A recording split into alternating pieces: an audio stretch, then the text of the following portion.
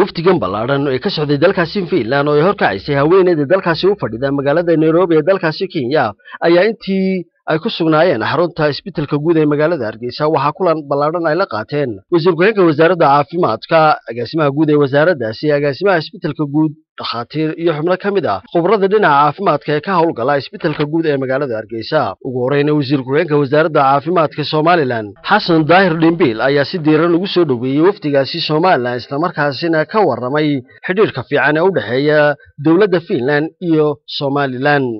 adiga doon ugu mahadnaqaynaa ambassadorka Finland booqashada uu ugu yimday wasaaradda caafimaadka isagoo dawladda Finland ay macluumaad fara badan oo ka hesho Somaliland oo gaar ahaan isbitaalka Hargeysa iyo waliba maadaama ay TB-dan caawiyaan ay noo keeneen dadkeenii aqoonyahanka ah ee dalka joogay Finland inagu soo celiyeen si aqoontooda iyo aragnimadooda aan uga faa'iidaysano oo ay bulshada ugu soo celiyaan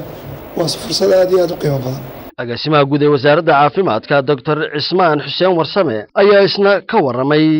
adeegyada kala duwan ee wasaaradda caafimaadka ay u qabato bulshadeeda iyo guud ahaanba isbitaalada iyo xarumaha caafimaad ee ka howlgala dalka gudihiisa gaar ahaan gobolada kala duwan ee dalka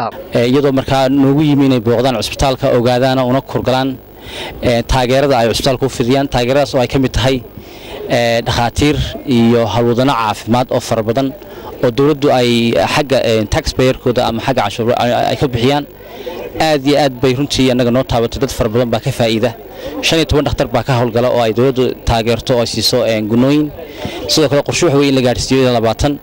waxaan ka wada hadalnay sidii loo ballaarin lahaa mashruucan oo loo gaarsiin lahaa gobolada kale 6 gobol ee Somaliland oo loo gaarsiin lahaa meel kasta goob kasta loo geyn lahaa ilaa 4 ama 5 dhakhtar oo sidoo kale dhakhaatiirtu waxay isugu jiraan kuwa laboratoryista ama xagga diagnostiska kuwa dhakhaatiirta general practitioner-ka sidoo kale agaasimaha isbitaalka guud ee magaalada Hargeysa ayaa isna faahfaahin dheeraad ah ka bixiyay adeegyada kala duwan ee isbitaalka guud uu bulshada u hayo iyo qaybaha kala duwan ee qalabka waqtigan xaaladka lagu soo kordhiyay isagoo si gaar ah farta ugu fiiqay qalab aad u tiro badan oo dhinaca qaliimada ah qalabka jiinada sifaynta kaliyaha iyo qaybaha isbitaalku uu ka kooban yahay haweeneyda safiirka dalka Finland u fadhida dalka Kenya magaalada madaxdiisa Nairobi ayaa iyana sheegtay inay aad ugu faraxsan tahay inay timaado Somaliland markii uu horeysay isla markaasina waxa uga mahadnaqday xukuumadda Somaliland adeega caafimaad ee u hayso bulshadeeda intaasi kadibna wafdigan ballaaran ee ka socday dalkaasi Finland oo taakula buuxda siiyay isbitaalka guud ee magaalada Hargeysa ayaa soo kormeeray isla markaasina soo indheeyay shaybaadhka qaybihiisa kala duwan ee isbitaalka guud ee magaalada Hargeysa